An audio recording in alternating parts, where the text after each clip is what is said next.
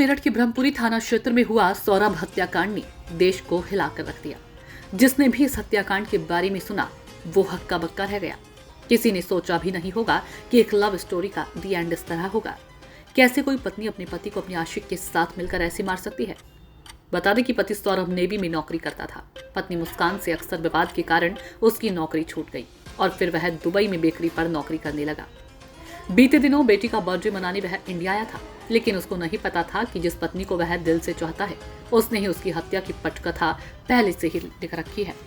पत्नी मुस्कान अपने बॉयफ्रेंड साहिल शुक्ला के साथ मिलकर सौरभ की हत्या की पूरी प्लानिंग तैयार कर चुकी थी।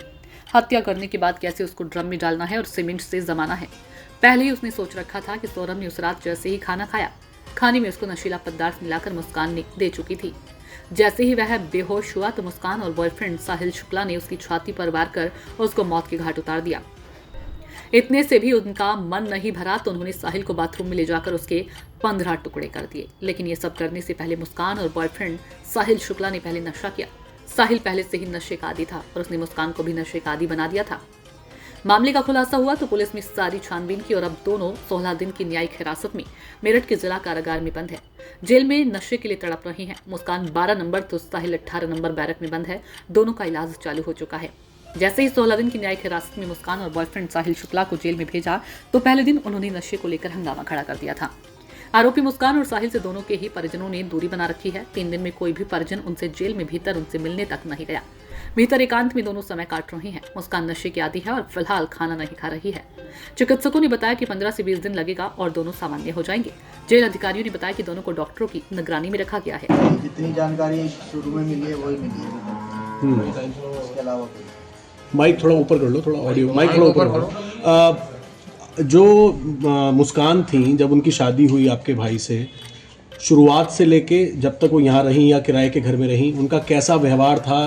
क्या परेशान करती थी? किस तरीके से परेशान करती थी परिवार के लोगों को? गाली गलौज करती थी वो।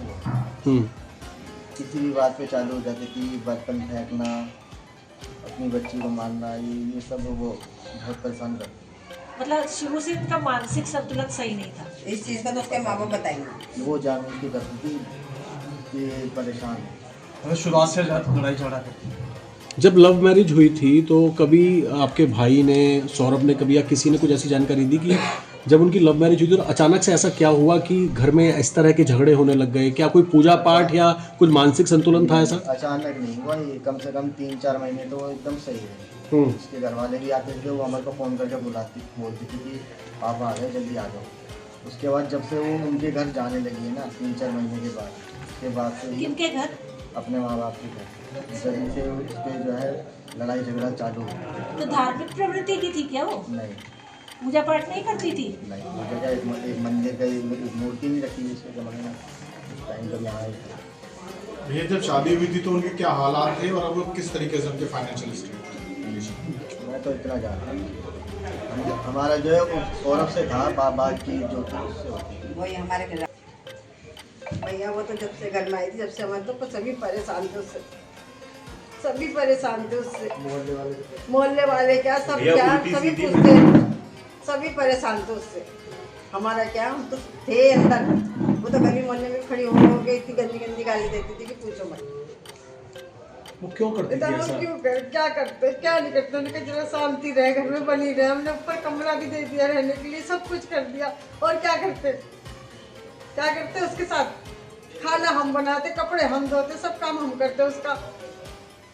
जब भी उसको रहना नहीं आ रहा था, जब भी रहना नहीं आ रहा था, लड़ लड़ के मैं तो अलग रहूंगी, अलग रहूंगी। भैया तू भी जा, इससे भी ले जा। क्या करते इस चीज़ को? हमने कहा भैया तू भी जाके शांति से रह, हम भी शांति से रहे। साहिल उसकी जिंदगी में आ चुका था जब वो अलग रहने की बात कर रही थी? नहीं, हमारे से कोई वास्ता नहीं था।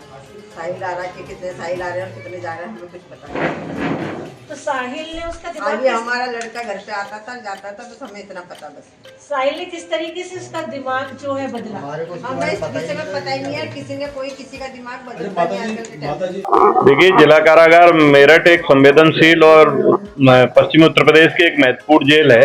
किसी बंदी के बारे में व्यक्तिगत जानकारी देना तो उचित नहीं है, लेकिन मैं इतना कहना चाहूंगा कि जैसा कि कहा जा रहा है उनको अलग रखा गया, साथ में रखा गया, तो महिला बैरक जो होती है बिल्कुल अलग होती है और पुरुष बैरक बिल्कुल अलग होती है। तो उनको पूर्ण रूप से अलग रखा जा रहा है, पूरी सुरक्षा में रखा जा रहा है, किसी भी प्रकार की कोताही सुरक्षा में नहीं की जा रही है। जब वो पहले दिन आए थे परसों, तो खाना खाने से मना किया था, लेकिन बाद में समझाने के बाद खाना खा लिया था। अब उनकी दिनचर्या जो आम बंदियों की दिनचर्या है उसके अनुसार चल रही है। अच्छा, वो जो कहा उन्होंने साथ रहने के लिए, शुरुआत में जब आए थे तो उन्होंने कहा था कि हमको जो है साथ में या पास पास रख दिया जाए, तो समझा दिया गया था कि महिला बैरक का सामान्य बैरकों से कोई संबंध नहीं है, पुरुष बैरकें और महिला बैरक बिल्कुल अलग है, ये संभव नहीं है। सर वही बताया जा रहा, दोनों नशे के आदि थे, क्या कुछ ऐसा उनकी तबियत बिगड़ी हो या कुछ ऐसा?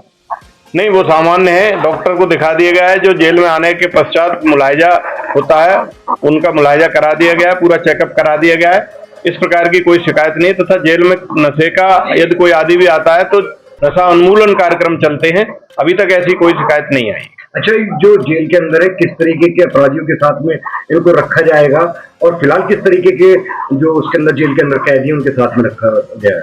देखिए, जो महिला है मुस्कान, वो महिला बैरक में रह रही है। महिला बैरक में हमारे पास 2 बैरक हैं।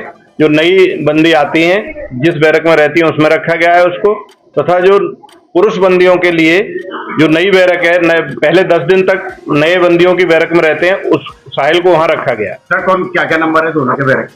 ये सुरक्षा की दृष्टि से बताया जाना उचित नहीं रहेगा।